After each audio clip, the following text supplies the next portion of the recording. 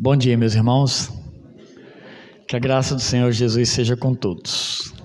Que bom que você pôde estar aqui nessa manhã. A gente viu antes, nós estamos falando sobre, eu não sei se a expressão certa pode ser só eclesiologia ou só igreja. Porque quando a gente fala de eclesiologia, a gente tem que adentrar um pouco mais as práticas da igreja, como é que a igreja vive.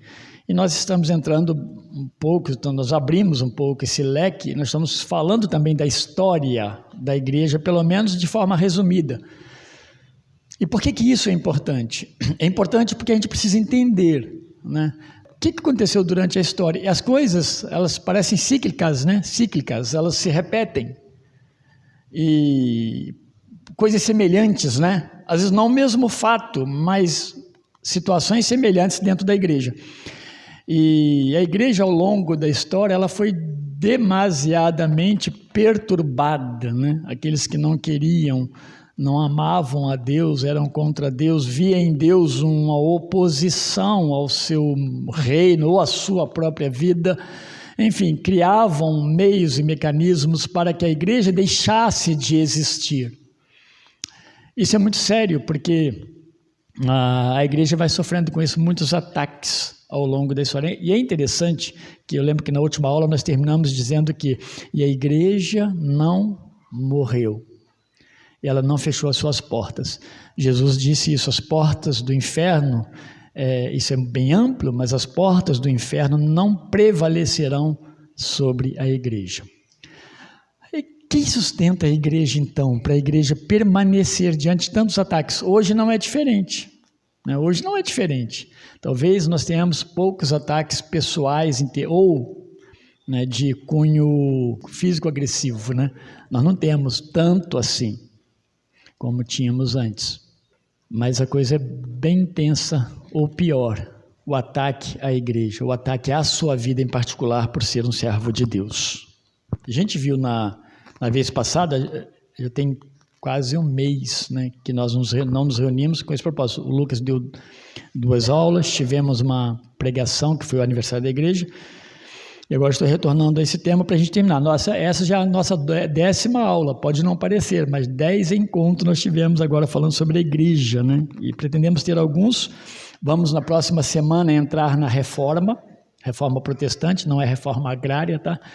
E depois da reforma protestante, a gente quer aí sim trabalhar essas questões eclesiológicas, questões das práticas do Novo Testamento com a igreja. Isso vai, talvez, chegar mais perto da gente, da nossa forma de prática, né? E por que nós fazemos o que fazemos e como fazemos? Então, a gente vai ver um pouco isso nas Escrituras. E a igreja, meus irmãos, ela vai sendo perseguida, ela vai vencendo os séculos sob duras perseguições o tempo todo. Há muita heresia entrando dentro da igreja. Essas heresias, né? Heresia é tudo aquilo que afronta de fato Deus, mas as heresias elas eram sutis, elas entravam na igreja e muitas vezes elas faziam parte do culto, da liturgia. Elas vão entrando, nós vamos colocando heresias nos nossos cultos. Isso é muito importante a gente prestar atenção. A heresia ela não vem de uma forma... Isso que eu estou falando quando eu falo de heresia, por quê? Porque ela está acontecendo junto com o evangelho. Então, a heresia ela está presente ali. A tendência da heresia ela é ser parecida com o cristianismo, mas ela afasta o foco e a visão cristã do centro ou da centralidade de Cristo. A igreja ela sofreu demais. Nos tempos de Paulo já existiam essas coisas, bem no comecinho. Onde há uma igreja... há um forte perigo de heresia se não já houver heresia dentro da igreja. E elas começavam a atacar. Isso falando de heresia. Fora isso, os confrontos mesmo por ser cristão. Confronto do Estado, confronto de judeus, confronto de gentios, confronto de todo jeito, confronto de famílias, por causa do cristianismo. E é nesse período, até o ano 500 aí, vai continuar depois, mas há um crescimento muito dos apologistas, vão surgir os bispos, né? Aqueles líderes que vão defender a fé cristã quando há um ataque à fé cristã. Alguém levanta e fala, olha, eu vi, entendeu? Estudando a Bíblia, eu percebi que Cristo não é Deus. Bom, ele está afirmando que Cristo não é Deus. Vai os apologistas olhar para as Escrituras e vai, não, Cristo é Deus. O mesmo Deus, não há diferença, né, de tamanho, de grandeza, de poder no Deus do Antigo Testamento com o Deus do Novo Testamento. Vêm os concílios, e os concílios eles sedimentam a fé. Os concílios eles surgiram para isso, pelo menos, né? Os primeiros concílios, a ideia era o quê? Ver o que estava errado e corrigir num concílio de bispo, de pastores, de líderes da igreja, e eles ajeitavam segundo as Escrituras. Em Atos há concílio, pega Atos 15, você vai ver ali o concílio em Jerusalém. Você vai perceber que o concílio o propósito sempre que há heresia ou há um ataque à igreja, há também. E aí a gente vai olhar para a gente como apologista mesmo, como pessoas que defendem a sua fé em Cristo Jesus. E aí esse ano 300, mais ou menos, pegar como referência, ele vai marcar bastante esse crescimento da defesa da fé, mas também, meus irmãos, o ataque à fé cristã é muito intenso, já está muito intenso, e o próprio Estado trazendo ataques terríveis para a igreja. A igreja começa a ficar quase que insuportável ser crente, né? Eles destruíam cristãos, matavam cristãos porque eles eram cristãos. Eu já citei várias vezes aqui o que nós falamos na aula anterior, que Plínio ele escreve para Trajano, as expressões dele explica bem o que nós estamos falando aqui. As palavras dele na carta que ele escreve. Plínio, ele era um governador de uma província da Galácia, do governo romano, lá na Galácia. E ele escreve para o imperador em Roma, para Trajano, e ele diz, olha, ele estava lá justamente para administrar e para tirar, né, o foco cristão da comunidade da Galácia. E ele fala, olha, não é fácil, é mais ou menos isso, né? Não é fácil lidar com esse pessoal cristão. Eles não são ofensivos, né? Eles não nos maltratam, eles são obedientes, eles pagam as suas contas, não há adultério. Essa expressão é muito interessante, porque ele destaca ela, né? Parece, eles não adulteram, mas não negam, né, o nome de Cristo. Por isso eles são, o final da história é essa, né? Eles são decapitados, eles são mortos. Vocês percebem? O que o cristão fez de mal? De errado. Porque eles adoram a Cristo. Por isso que os concílios surgiram, para fortalecer a fé, e os cristãos ficaram sem apoio. Começa uma grande fuga, né? E perdas de bens, de negócios, separação. Quando havia uma pena mais suave, o cristão era levado como escravo, e ele passava a vida, não morria, passava a vida servindo em serviços pesados como escravos. Então era terrível, né? Dá para você imaginar? E você já conseguiu pensar? Eu já penso muito nessas coisas. O quanto a liberdade nos custa também? O quanto não é fácil ser cristão com toda a liberdade que nós temos? Não é verdade? Pois é. Essas coisas, a questão mais mesmo é a nossa fé e o nosso coração. Quando chega o século IV, ainda do ano 300 e pouco, né, Constantino ele vai emitir um edito, isso foi na aula passada nós vimos, chamado Edito de Milão. A igreja está sendo perseguida, os crentes perderam seus bens, eles não tinham direitos, eram cortados direitos legais deles. Imagina, é um povo que não merecia de fato viver, né, pela visão deles. Mas Constantino, o imperador, ele edita, né, um comunicado chamado oficial, né, Edito de Milão. Ela deixa de ser perseguida, e aí eu quero entrar nesse ponto mesmo. E a igreja, gradativamente, ela passa a ser a religião oficial do governo. Aquilo que era detestado passa a ser oficial. O cristianismo, obviamente, cresce. Alguns dizem que dá um pulo de 10%, e 10% numa população de mundo antigo era uma população enorme de cristãos. Mas vai para 90%. E a gente fica pensando, né? Onde estava esse pessoal? E por quê? Há tanta conversão, né?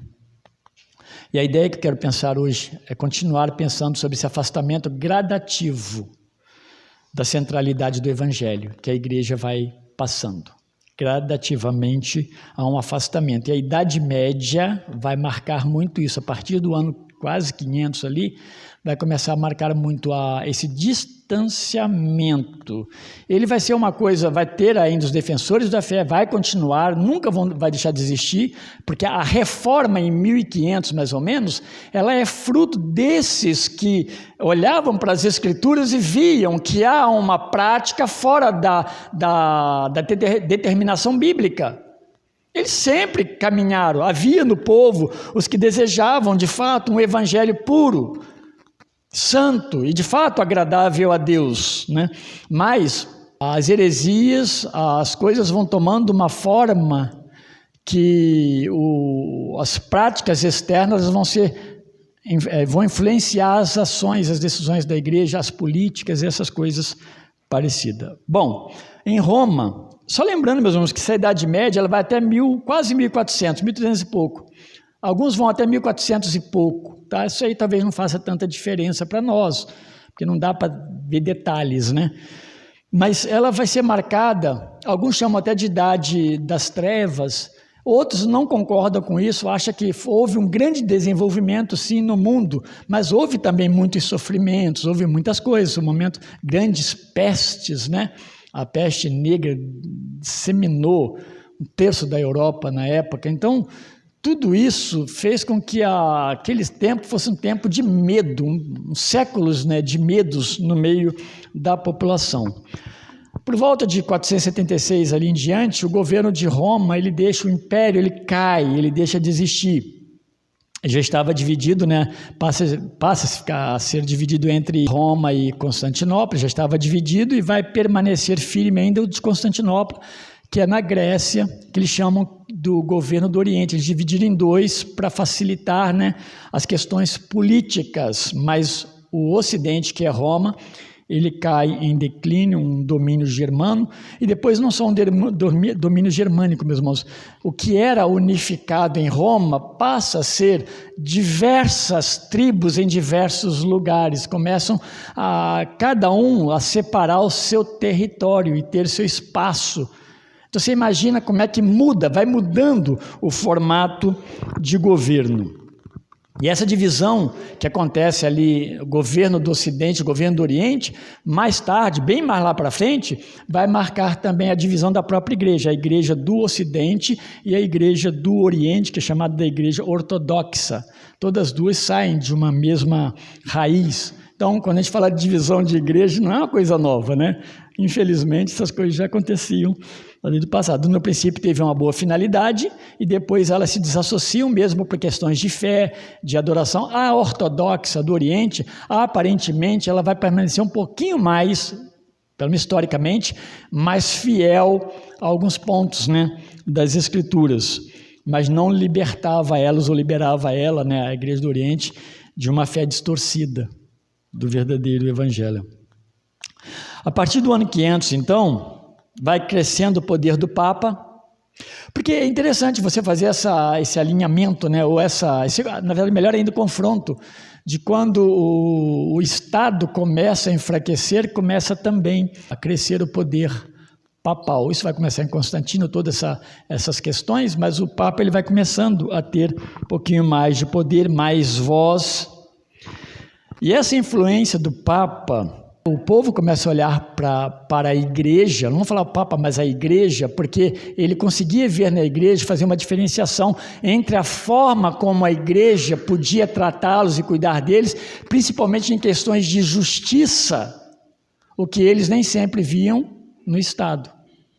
Então isso já era um ponto que fortalecia um pouco a liderança do Papa. O governo sempre apresentava uma política de segurança, uma política com o povo muito insegura. E o povo começa a olhar para a igreja como uma fonte de uma palavra mais firme, mais segura para eles. Tá? As oscilações do governo, então, político, esses governos fragmentados, na verdade, permitia cada vez mais um olhar mais confiante do povo para o líder da igreja.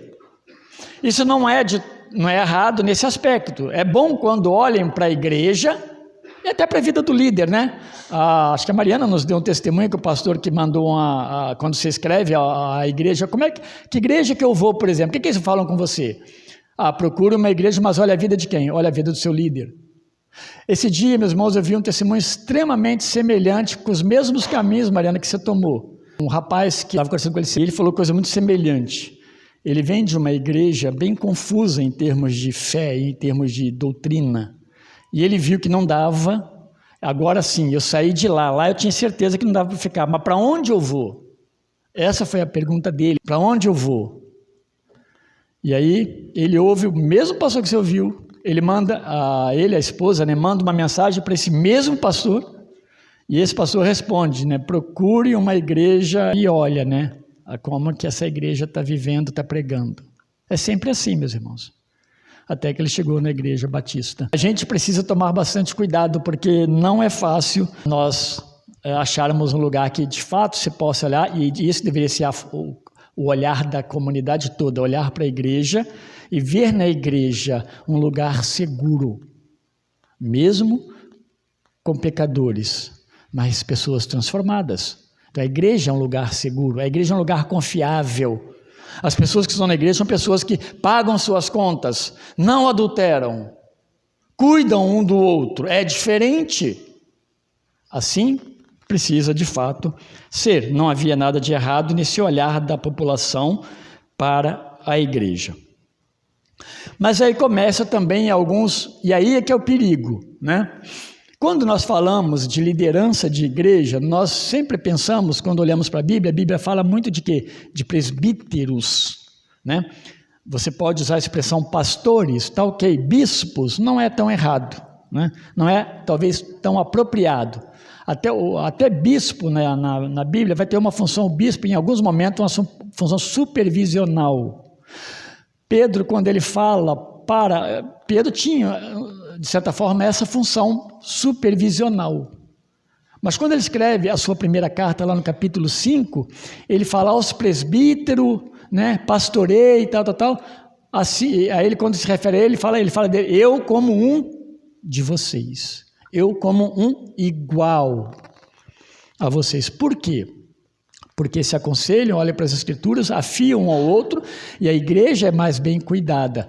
E o poder começa a ficar agora mais destacado na mão de um Papa, né? Eles vão seguindo essa ideia do Papa, e surge então em 590 Gregório, chamado Gregório o Grande, no império dele, no domínio dele, né? Na direção dele da igreja, acontecem coisas boas, mas eu não estou fazendo destaque das coisas ruins, porque elas permaneceram como um elemento ruim, né? Imagina a sua sopa com mosquito. Então, você não quer sopa com mosquito, quer? Não, né? Então, por isso que eu vou destacar para a gente atentar para isso. Ele vai começar a estabelecer a questão de adoração a imagens. Talvez ela não começasse dessa forma como existe hoje. Talvez começasse sutilmente, de outras maneiras, apenas uma memória histórica, aqueles grandes trabalhos feitos. Mas é no papado dele que começa a ideia, estou falando em 590, adoração de imagem, purgatório, e a semente da transubstanciação de uma forma mais clara para a igreja, porque isso aí vai ser oficializado alguns séculos depois, a transubstanciação no momento da ceia, tá? No fortalecimento do Papa, a igreja, então, ela não era contestada, ela começa a não ser mais contestada, porque é a igreja, está entendendo? Porque é o Papa, e ela começa a não ser mais contestada, porque tem uma associação, e é óbvio, da igreja com a pessoa de Deus, de Cristo, do Espírito Santo. Então não há mentira na igreja, e ela passa a não ser tão mais questionada nos seus documentos que ela emite, suas bulas, suas regras, né, que ela vai criando, porque a igreja vai desenvolver com o passar do tempo a questão da tradição, tão quanto, né, inspiradora como a palavra de Deus. E vai começar a se fortalecer essa fala papal, esses documentos oficiais, sem nenhum tipo de questionamento Alguns deles, desse período, alguns documentos oficiais emitidos pelo Papa, foram contestados, depois comprovados publicamente que eram falsos e baseados em coisas mentirosas. Tá? Mas nesse tempo não era contestado, porque era a igreja. Chega o ano 800 e pouco, publica-se um edito reivindicando a supremacia absoluta do Papa sobre a Igreja Universal. É a ideia do Papa que controla a igreja não só em Roma ou as regiões, mas em todo o mundo, porque vai colocando o Papa numa evidência e numa proximidade de santidade maior do que o povo, do que os demais. Da supremacia do Papa. Vai também se começar a estabelecer a ideia da independência da igreja em relação ao Estado, que não é ruim, mas ela precisa obedecer e olhar para algumas ordens bíblicas nessa relação de igreja e Estado, como nós entendemos. E eles criam também, meus irmãos, um desses documentos que é a inviolabilidade do clero. Mas essa inviolabilidade do clero não é que o clero ele tinha, né, a condição de trazer ensinamentos de Deus, tão somente isso, como representantes de Deus, mas que o Estado não podia vasculhar, ninguém podia, na verdade, né, vasculhar a vida daqueles que pertenciam ao clero. Né? Eles eram invioláveis, eles não podiam ser, eles não precisavam prestar contas. Isso não é bom, né? O que a gente mais fala em termos de liderança é o quê? Prestar contas. E ainda no século VIII, o Papa Leão XIII, ele conta com a ajuda de um homem, um comandante militar muito conhecido, que é Carlos Magno. Valeria a pena, eu estou falando disso aqui, é história, mas para a gente entender como que a igreja ela vai caminhando nessa história. Surge um grande comandante e nessa fragmentação do mundo da época, vocês lembram que eu falei isso? Começa uma fragmentação de várias pequenas nações no mundo. Os francos, os germânicos, com vários nomes subdivididos. De um outro lado, os islâmicos. Né? A gente vai precisar lembrar aqui que o islamismo ele vai surgir através de Maomé, né? No ano 600 e pouco. E o Carlos Magno ele vai ser esse unificador desse mundo dessa época, esse mundo antigo. Vai ser um grande líder. E a diferença de Carlos Magno vai ser que ele, de fato, ele era cristão. E ele vai subjugar todo o mundo ao cristianismo. Houve uma guerra com os saxãos, foram várias guerras contra os saxãos e dessa guerra morreu milhares de pessoas porque não aceitavam o cristianismo. Então isso para o Papa da época, Leão III, né, Leão III, ele era bom, porque eu tenho um homem que não é o imperador, mas é muito útil para o cristianismo, porque ele está expandindo o cristianismo pelo mundo afora. O Carlos Magno, ele vai ser a partir dele que você vai ouvir o que nós vimos até recentemente, essa ideia de marquês, duque, conde. Ele vai organizar o mundo de uma forma administrativa fora do normal. Ele vai unificar basicamente os povos, e ele continua, ele vai ser esse comandante líder. Ele vai colocar, né, pessoas em questões maiores, intermediárias e menores para governar sob um comando, como se ele fosse um rei, que ele não era rei. Teve bastante influência, e a igreja, nesse aspecto, a igreja vai se difundir, né, por todo o mundo, inclusive vai chegar na Inglaterra e grande parte do mundo antigo. A força, a partir de guerra, a partir de conversões por entendimento, mas o cristianismo ele vai dar um pulo muito grande. Tá? E o Papa vai colocar ele, né, vai coroá-lo como imperador de Roma, que já não existia, na verdade, vai colocá-lo como imperador. O que está acontecendo com a igreja? Eu estou falando bem resumido, porque isso aqui tudo tem uma história.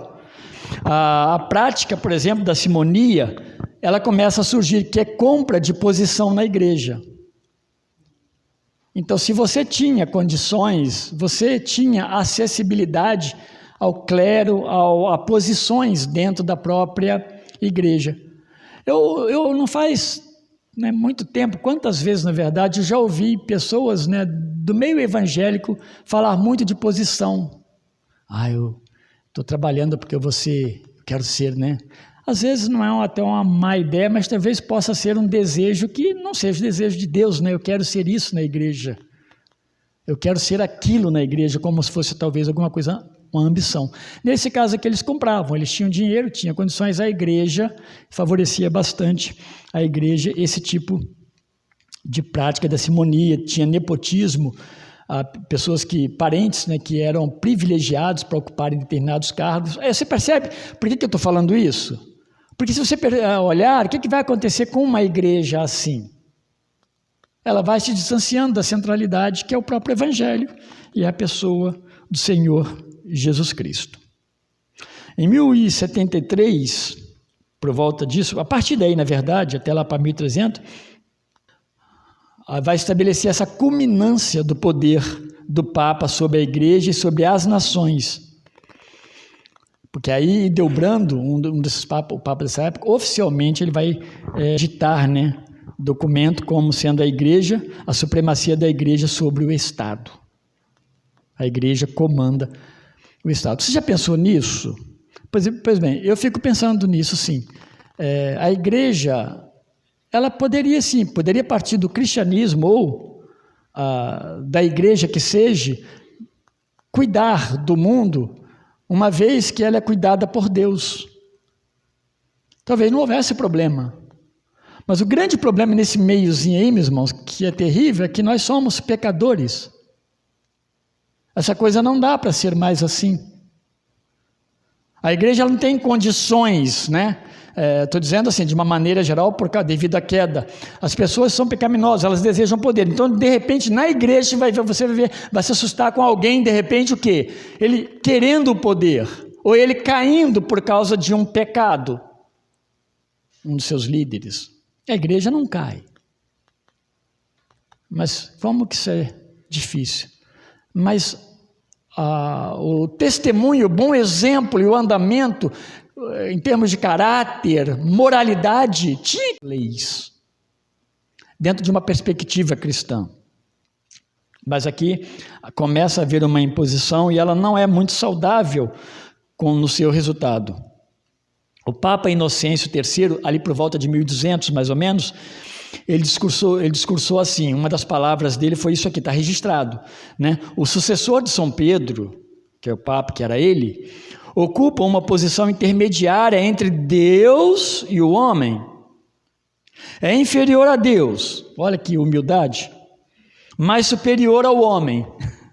Olha que arrogância. É juiz de todos, mas não julgado por ninguém. E aí, de fato, ele passa a indicar imperadores e reis. 1200, mais ou menos. Final do século II, iniciando o século XII, iniciando o século XIII. Todas essas coisas, elas tiveram sombras anteriores. Todos esses editos, essas oficializações, elas tiveram sombras, aconteceram com outros papados, e eles vão oficializando. Vai chegando um ponto que se enfraquece o Estado e fortalece a igreja, mas não dava para a gente olhar, não dá para olhar para isso como uma forma, algo positivo, como deveria ser. A religião, então, de uma forma bem geral, ela era um caminho curto e fácil para acessar o quê? O coração, o poder. Aí, meus irmãos, olha a associação. Você quer controlar o coração e a mente das pessoas? A religião passou a ser um caminho ótimo. Todos perceberam isso. Então, quando você conecta, isso com a religião, você mexe com o sentimento do povo. Então, começa-se, então, a haver um controle, um domínio sobre o povo a partir da questão religiosa. Isso também é óbvio que é negativo. E aí vem o domínio, né? Aí vamos lá. A palavra da igreja, ela não podia ser questionada. Nesses períodos que vão ser bem intenso, o quê? A questão da Inquisição. Por volta de 1170, 1180, começa a Inquisição justamente por causa de surgimento de homens que ousaram falar que o que a igreja está fazendo está errado. Tá? Então, institui-se a Inquisição, 1230 mais ou menos. O David Allen Bledsoe, no Igreja Regenerada, ele fala assim, ó, um documento, né, da época. De fato, a Igreja Universal dos Fiéis é única. Fora dela, absolutamente ninguém se salva. Nela, o mesmo Jesus Cristo, é tanto sacerdote quanto sacrifício. Seu corpo e sangue estão verdadeiramente contidos no sacramento do altar sob a forma de pão e do vinho.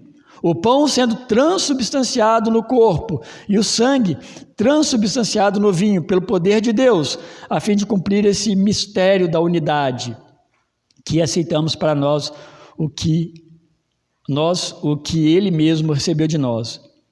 E aí ele vai falar, ninguém pode ministrar sacramentos senão o sacerdote, o batismo é realizado com água, invocando-se a Trindade, e aí depois eles vão falar sobre o batismo, não vou ler aqui, que tem alguma coisa notada, que o batismo passa a ser de fato um sacramento essencial, mas não por ser um mandamento de Deus e de Jesus para a igreja, mas ele vai ser essencial para a salvação, o que nós entendemos que não é dessa forma. Começa a acontecer o quê? Meus irmãos, tudo que vai crescendo na igreja e que ela não tem base cristã comprovada, ela não faz parte de uma ordem de Jesus, vai trazer malefícios terríveis. Imoralidades vão começar a fazer parte da vida, não só da sociedade, porque recebe menos ensino, mas ensinos claros, mas o próprio clero começa a se envolver em imoralidades diversas. Em 1260, esses dias eu preguei num domingo à noite sobre pensando no corpo de Cristo, né? Corpus Christi. Eu contei um pouco a história de como começa. Vai ser nesse período que institui-se o corpo de Cristo, através de uma visão, de um sonho de uma freira, em que Cristo aparece no sonho para ela e fala que ele gostaria de ser mais mostrado. É muito engraçado a gente pensar isso de Cristo, né? Ele queria ser mais evidenciado, né? Essa cena da Eucaristia precisa ser mais mostrada para que Cristo fosse visto. E isso vai culminar com um momento em que dizem, né? Conta-se que um padre celebrava a missa, e naquele momento o vinho se transforma em sangue e se derrama sobre aquela mesa, e aí eles mandam recolher aqueles objetos e institui a partir daquele momento o corpo de Cristo, né, que eles falam, mas é aquela procissão, e ela existe até hoje. Mas você percebe as fundamentações, as bases para se criar essas coisas que são perigosas. Quando eu falei de Maomé, no ano 600 e pouco, vai chegar no ano 1000, a Jerusalém já é dominada pelos muçulmanos. Então começa também o quê? As grandes cruzadas da igreja. A igreja começa, há um momento, meus irmãos, que um dos papas, ele consegue arregimentar em toda a Europa, em todo o mundo, né? Quase 300 mil soldados na primeira cruzada. E eles vão para Jerusalém e retomam Jerusalém dos muçulmanos. Isso dura pouco tempo, algumas décadas apenas, depois os muçulmanos tomam de novo. Por isso que você vê lá hoje aquele negocinho, aquela voltinha ali muçulmana dentro de Jerusalém. Até hoje aquele negócio está lá. Então nunca mais consegue tomar definitivo Jerusalém. E esse tomar Jerusalém, havia um sentido histórico ali, o berço do cristianismo, mas havia interesse da igreja, porque lá havia muitas procissões de pessoas que iam para lá, pagavam por sua fé. Era o lugar de fé do cristão, mas também a igreja enriquecia com isso também, tá bom? O povo, meus irmãos, então, por causa de tudo isso, há um afastamento. Olha só, por que nós incentivamos o quê? Ler a Bíblia, orar e culto presencial. Fortalecimento da sua fé, a comunhão com os seus irmãos. Aqui começa um distanciamento da igreja, o clero vai buscando poder, né? Sem contar as questões dos cultos, formato de culto, a leitura da Bíblia que vai se tornar um pouco mais escassa dentro do povo, e o povo então começa o quê?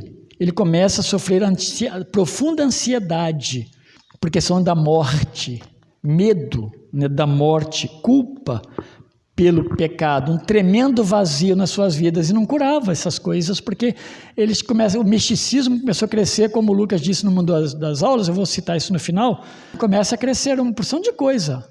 Lembra? A heresia entra facilmente, abre-se as portas, de fato, para as heresias dentro da igreja, sendo que a igreja se tornou o quê? Uma fabricante de heresia, de misticismo, de uma porção de coisa que ela não podia fazer isso. O que ela tinha que estar fazendo? Se talvez a igreja naqueles dias se preocupasse em pregar tão somente as Escrituras, não teria essa pobreza e esse triste tempo na história. Talvez isso ajudou. O povo não tinha esperança, esperança eterna, esperança dos dias, as doenças massacravam. Esperar o quê e em quê? E não via uma resposta clara por parte da igreja que estava preocupada com outras coisas. E aí, vai ser por volta de 1215, em 1215, porque os concílios duravam alguns tempos, né? Vai oficializar 3 ensinamentos básicos e principais da igreja naqueles dias. Quais são eles? Primeiro, os 7 sacramentos. Lucas já passou para nós isso aí. Então vai institucionalizar os 7 sacramentos como documento oficial da igreja, que deve ser respeitado e olhado como base de fé, tá? Depois vocês podem olhar em qualquer lugar, vocês vão achar esses 7 sacramentos. E um dos dizeres falava assim: onde não há sacramento, não há salvação disponível. E aí a salvação começa a estar ligado mais aos sacramentos do que a pessoa, a centralidade de Cristo. Se você não praticasse os sacramentos, começando pelo batismo, né, você não era uma pessoa salva. A gente tem que aprender a diferenciar isso. E nós, meus irmãos, não temos sacramentos, nós guardamos as ordenanças, que são 2, batismo e ceia do Senhor, tá bom? E para nós é um memorial, não confere nenhum tipo de graça adicional no aspecto de superpoder, poder sobrenatural de fé. Não. Eu creio que há assim, um crescimento e uma bênção de Deus quando nós somos obedientes aos mandamentos. Isso sim. A outra, além de sacramentos, a transubstanciação, oficializado, que foi promulgado lá atrás por Gregório I, agora virou um documento da igreja. Então os elementos se transformam no corpo de Cristo após a oração do sacerdote, e eles dizem a bênção de Deus, de fato transforma, né? Isso para eles, tá? Então virou uma doutrina central da igreja. E a igreja, ela é única. O sentido disso é bom, mas não aqui como eles estavam praticando, porque centralizava na igreja como o templo em Jerusalém. Talvez a igreja, nada podia acontecer através da igreja. Então, através do Papa, do edito do Papa, do clero, isso tirava das pessoas a sua vida com Deus. Então, ninguém precisa que somente o pastor ore, ou só a oração do pastor tem poder para transformar ou para fazer alguma coisa. Não. É o sacerdócio universal. Então, Deus opera. A igreja deve ser única mesmo. Única em que sentido? A sua fé deve ser centralizada somente em Cristo, ponto. Mas ao sacerdócio. Esses três pontos foram discutidos e oficializados nisso aí. E alguns resultados, então, ruins. Eu estou partindo já para o final.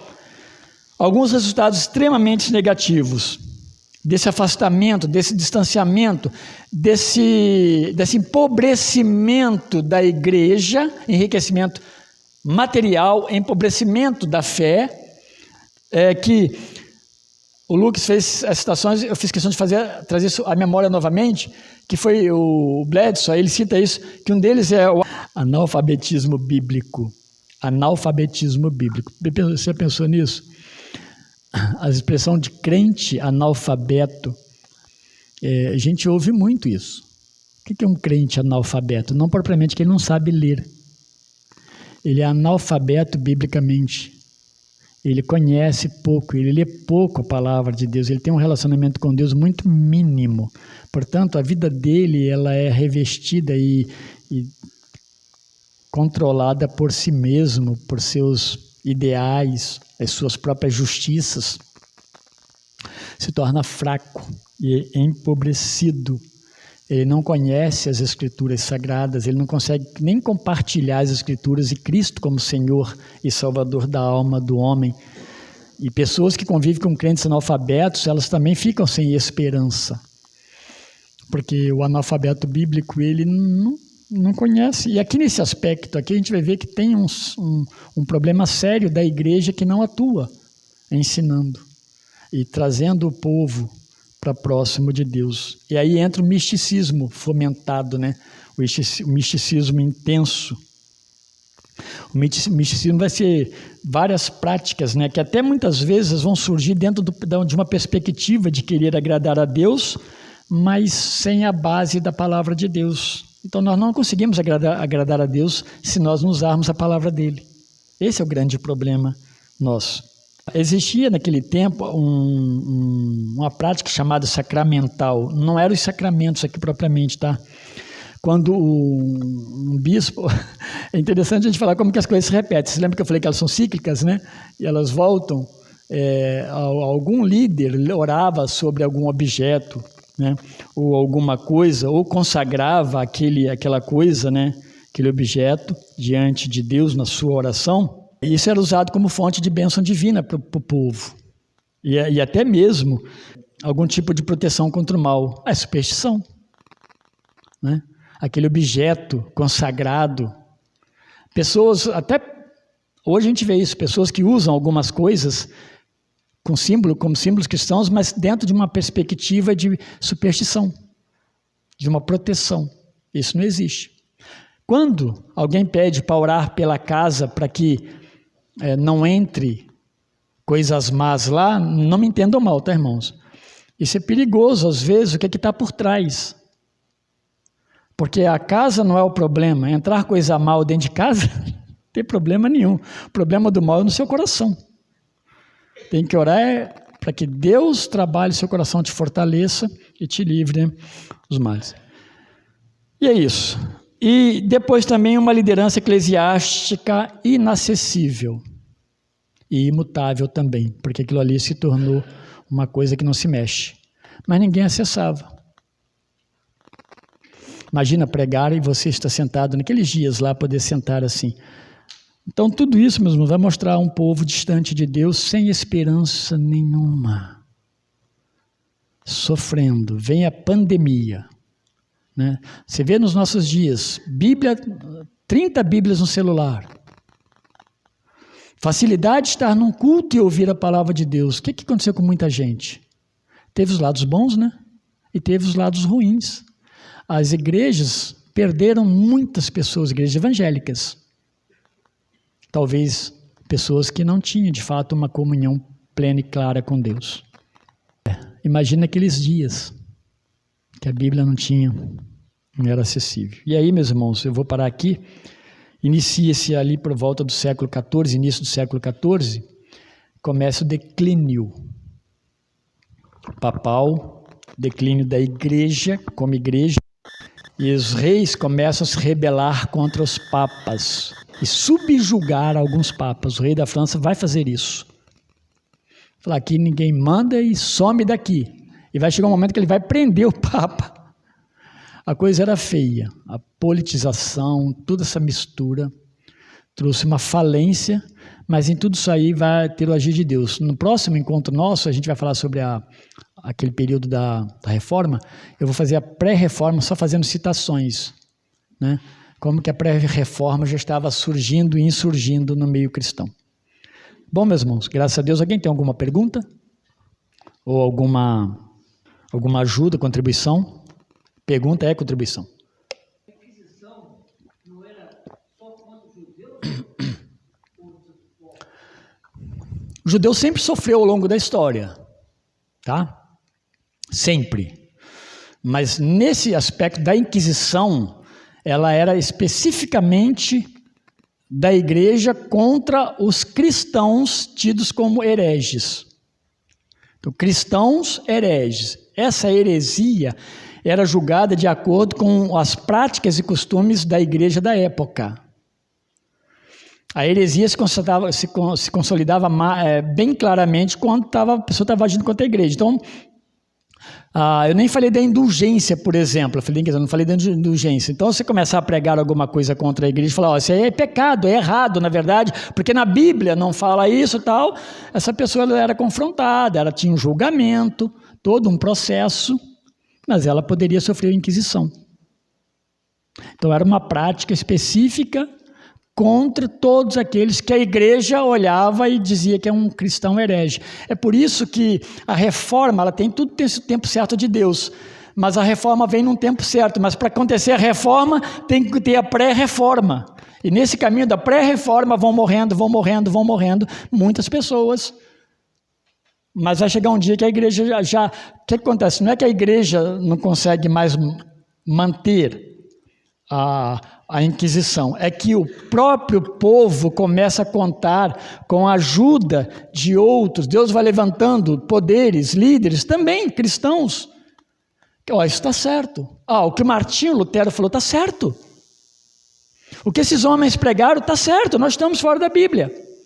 E começa a crescer isso, e chega um ponto que a igreja pode não concordar, a igreja existente, né? Pode não concordar, mas ela já não tem tanta força mais para impedir que aconteça. Isso eu creio, meus irmãos, plenamente naquilo que nós chamamos de cuidado de Deus com a sua igreja.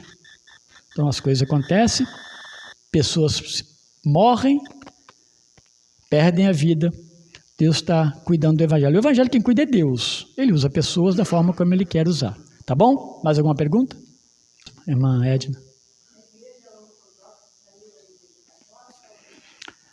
Na época não saiu, não foi produto de uma divisão, foi um consenso, mas já havia uma pressão muito grande, porque a Igreja do Oriente, envolvendo ali Alexandria e algumas outras cidades muito fortes com liderança cristã, também começa a olhar com um olhar diferente para as práticas do Ocidente. Eles tinham seus problemas, a gente estuda muito mais a Igreja do Ocidente, mas elas começam sem problema nenhum. Duas lideranças, elas estão em acordo até certo ponto, mas depois elas se distanciam. Tanto que hoje, se você olhar para o leste europeu, chamados a igreja, quando alguém está falando, fala a igreja ortodoxa russa, a igreja ortodoxa da Grécia, a igreja ortodoxa da Ucrânia. São igrejas ligadas a essa igreja que começa ali em Constantinopla. E, de fato, a saída é uma só, que seria a Igreja Católica, que depois vai ser chamada Igreja Católica Apostólica Romana, ou ICAR, né, como muitos chamam, disso. Mas elas são de uma mesma base, mas depois se distanciam uma da outra. E é diferente hoje, em muitas coisas. A Inquisição...